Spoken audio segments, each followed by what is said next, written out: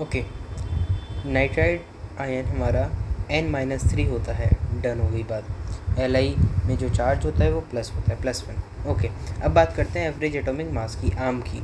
तो ये डिफ़ाइन होता है आइसोटोप्स के लिए, एलिमेंट के। और आम जो है एवरेज एटॉमिक मास डिपेंड होता है abundance of isotopes of element in the universe. उन एलिमेंट के आइसोटोप्स की कितनी अबंडेंस है, मतलब कितना पाए जाते हैं वो आखिर इस अर्थ में हमारे यहाँ। तो आम का यहाँ पे फॉर्मूला होता है कि आइसोटोपिक मास, उसके जो आइसोटोपिक मास है उससे मल्टीप्लाई कर दो उसके परसेंटेज अबंडेंस से और डिवाइड कर दो 100 से। ये इसका फॉर्मूला है। डन हो गई बात। ओके, एक और चीज़ नोट करने वाली बात है कि एटॉमिक नंबर, मास नंबर और number of electron, proton, neutron, ये सारे के सारे हमेशा एक होल नंबर होंगे। बात एकदम क्लियर है? हाँ सर। लेकिन जो तुम्हारा एटॉमिक मास है, इक्विवेलेंट मास है, मोलर मास है, एवरेज एटॉमिक मास है, ये फ्रैक्शनल हो सकते हैं। मैंने बोला ये फ्रैक्शनल हो सकते हैं, बिल्कुल हो सकते हैं। एटॉमिक मास अब हम स्टार्ट करते हैं एटॉमिक मास। तो आप 1.67 को अप्रॉक्सीमेटली 5/3 ले सकते हो अपनी कैलकुलेशन को ईजी करने के लिए थोड़ा। 5/3 डन हो गई बात। अब एक एटम का मैं मास कैसे निकालूँ सर? किसी भी एलिमेंट के एक एटम का मैं मास कैसे निकालूंगा? तो अच्छा, मास होगा किसकी वजह से एटम में? Sir electron, proton, neutron. देखो इलेक्ट्रॉन का नेग्लिजिबल होता है तो उसे इग्नोर मार दो, ठीक है, इग्नोर मार दिया। तो अब बात करते हैं प्रोटॉन और न्यूट्रॉन की।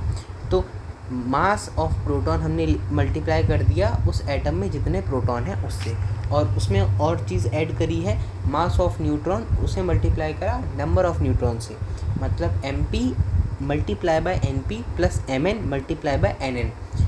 ठीक है, डन हो गई बात। अब सब लोग जानते हैं कि हम मास ऑफ न्यूट्रॉन को लगभग बराबर ले सकते हैं मास ऑफ प्रोटॉन की, बट वो थोड़ा सा ज़्यादा होता है, बट कोई नहीं, बराबर ले सकते हैं, ले लिया हमने बराबर। तो एक एटम का मास आप ले सकते हो, उसके मास नंबर को मल्टीप्लाई कर दो मास ऑफ प्रोटॉन से। डन हो गई बात। एक एग्जांपल ले लेते हैं, जैसे ऑक्सीजन का एटॉमिक नंबर है 8 और मास नंबर है 16। तो मुझे अगर एक ऑक्सीजन के एटम का मास निकालना है तो मैं लिख दूंगा 16 मल्टीप्लाई बाय एक मास ऑफ प्रोटॉन, मतलब कि 16 MP, या फिर 16 इंटू 1.67 जो इंटू 10⁻⁻27 kg। ग्राम में लिखना है तो 16 इंटू 1.67 इंटू 10⁻24 ग्राम। AMU लिख दो, AMU की वैल्यू भी क्योंकि यही होती है 16 AMU एटॉमिक मास यूनिट, या फिर 16 U यूनिफाइड मास। डन हो गई बात। अब एक AMU डिफ़ाइन कैसे होता है? 1 AMU डिफ़ाइन होता है जो मास है एक कार्बन 12 एटम का, अगर मैं उसे 12 से डिवाइड कर दूं तो वो हमारा 1 AMU होता है। बात क्लियर हो गई? मतलब 1 AMU बराबर होता है मास ऑफ प्रोटॉन के। मैंने बोला हाँ। डन हो गई बात। अब नंबर ऑफ़ एटम मान लो किसी भी एलिमेंट की मुझे निकालना है, मैं कैसे निकालूंगा? मान लो मुझे उस एलिमेंट का कुछ, मान लो मास दे दिया है ना। जैसे मान लो एक एग्जांपल ले लेते हैं, चलो मान लो नाइट्रोजन एटम की हमें मास दिया है 280 AMU। तो 280 AMU को तुम डिवाइड कर दो एक नाइट्रोजन एटम के मास से, वो होगा हमारा 14 AMU। डिवाइड करेंगे तो जाहिर सी चीज़ है 14 2 28 और 0 तो 20 एटम्स आ जाएंगे आंसर के तौर पे। डन हो गई बात।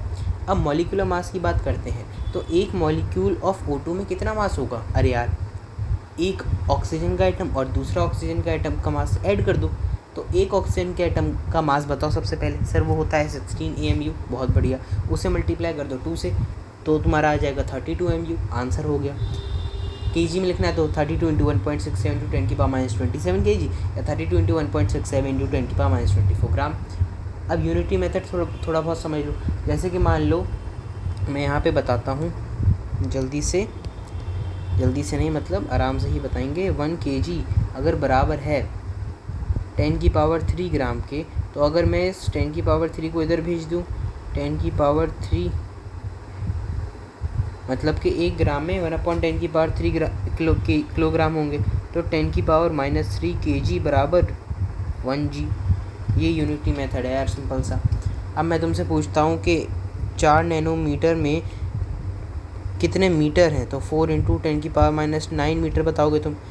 ठीक है, अगर मैं पूछ लूँ 4 मीटर में कितने नैनोमीटर हैं, तो ये होंगे 4 इंटू 10⁻+9। ये उल्टा हो जाएगा, मैंने यहाँ पे करा क्या है, +9 कैसे लिखा, मैंने प्लस ये 10 की पावर -9 को बस डिवाइड कर दिया है, बस डिवाइड कर दिया। जहाँ तुम मल्टीप्लाई कर रहे हो जब तुम उसका उल्टा करोगे तो उससे डिवाइड कर दो, डिवाइड कर दिया तो ये वापस ऊपर आ गया, ऊपर आने के बाद ये हो गया 10 की पावर +9। डन हो गई यहाँ पे बात, बस इतनी सी बात थी। अब एक और एग्जांपल, 8 AMU में कितना ग्राम में अगर कन्वर्ट करना है कैसे करूँगा, तो 1.67 इंटू 10 की पावर -24 ग्राम। बहुत बढ़िया। लेकिन अगर मैं पूछ लूँ 8 ग्राम को मुझे AMU में कन्वर्ट करके दिखाओ, जिस चीज़ को तुमने मल्टीप्लाई करा था वो सेम चीज़ को डिवाइड कर दो, कौन रोक रहा है तुम्हें।